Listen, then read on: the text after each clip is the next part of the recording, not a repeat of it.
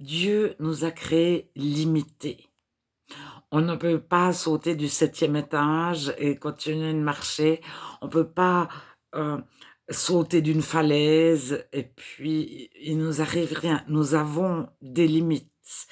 On a besoin de manger sainement, de boire sainement,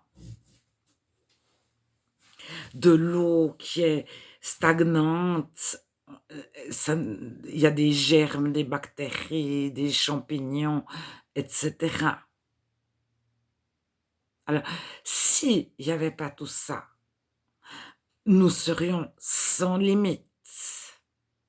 Ça signifie on pourrait ne pas manger du tout ou manger mais n'importe quoi. Des glaces, des glaces, des glaces, des glaces, des glaces, du chocolat, du chocolat, chocolat, du chocolat et rien d'autre.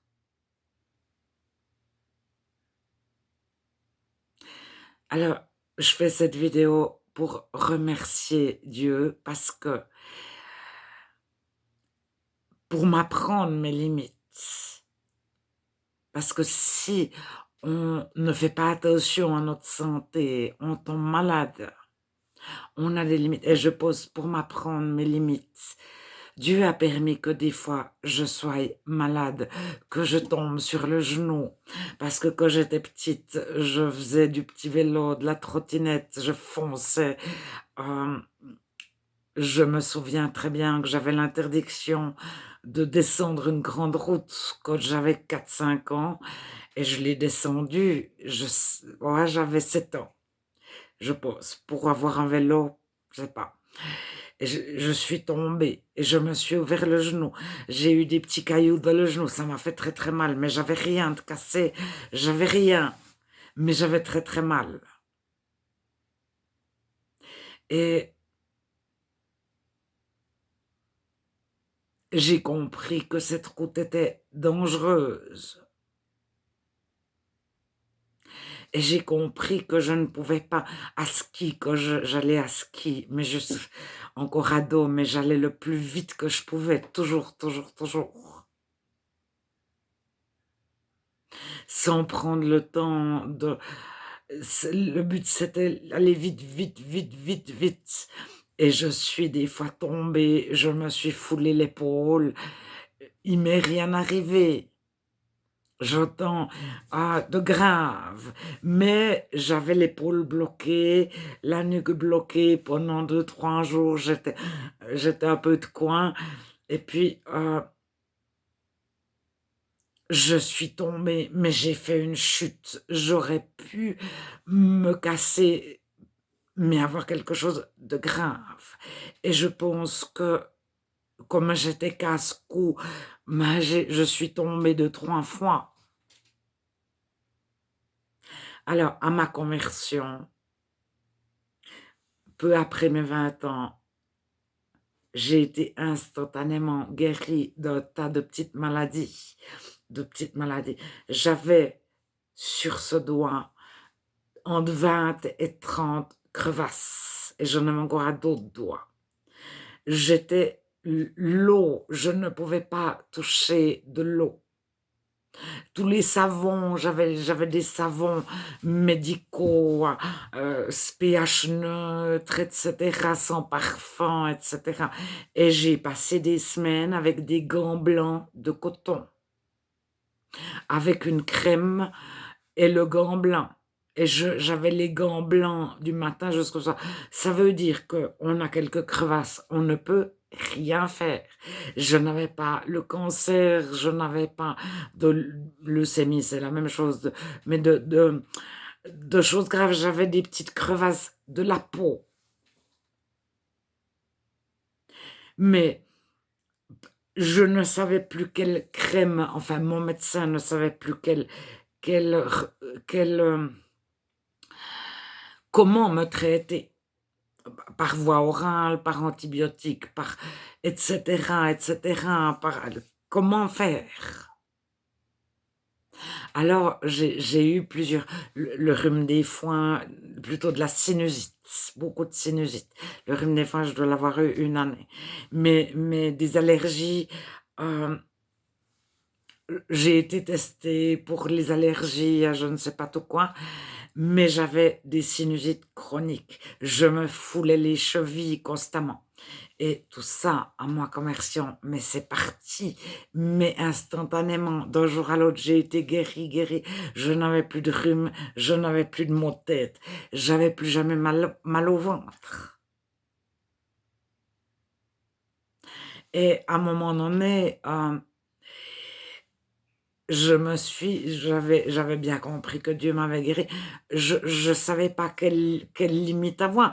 Donc on peut sortir de la neige sans chaussettes, avec des petites sandales, par moins 15 degrés.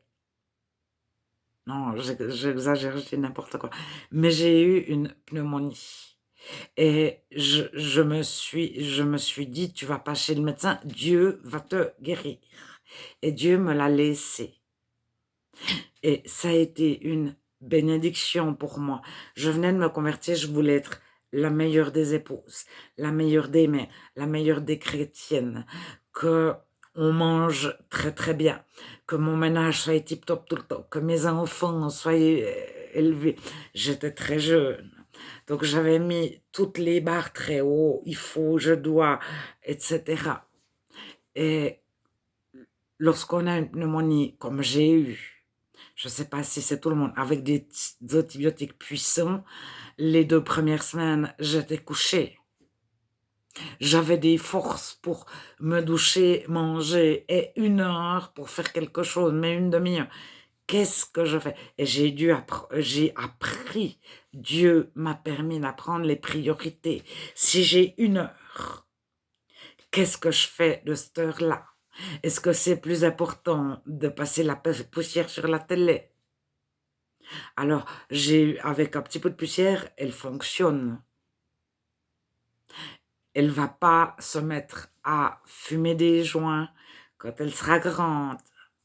Ne pas écouter son enfant. Ne pas être là. Quand on lit une histoire, on lit l'histoire, le téléphone sonne, je suis en train de te lire l'histoire. Tu passes avant le téléphone. Je suis en train de te lire l'histoire, je me concentre sur ça.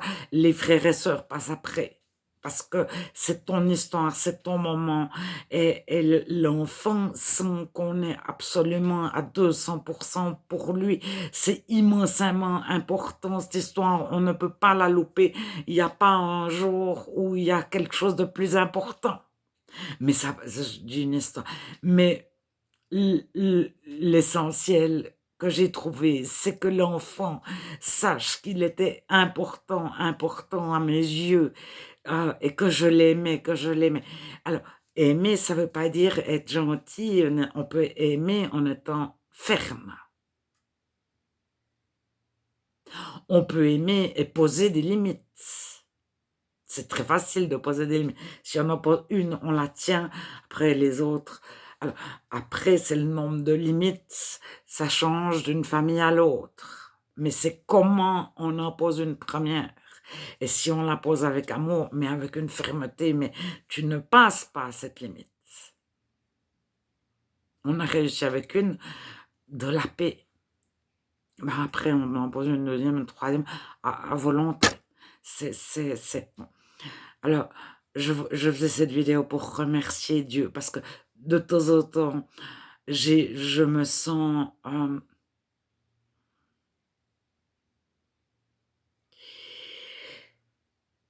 aimée, aimée, aimée de Dieu. Donc, j'y vais. Vous savez, les petits-enfants, quand ils ont 1, 2 ans, ils restent dans les jupes de maman. Puis après, ils s'éloignent, et ils reviennent quand ils ont besoin. Ils s'éloignent, et ils reviennent pour voir si maman est toujours là. Alors, à 6 mois, il faut quelque part, ils reviennent. À 1 année, ils vont un peu plus. Et puis, ils vont tout seuls. Alors, le chrétien, c'est la même chose au début de sa conversion. Il est en Dieu, il parle de Dieu. Et puis après, Dieu nous a créés avec des facultés. On reste pas des bébés, bien qu'on reste des enfants.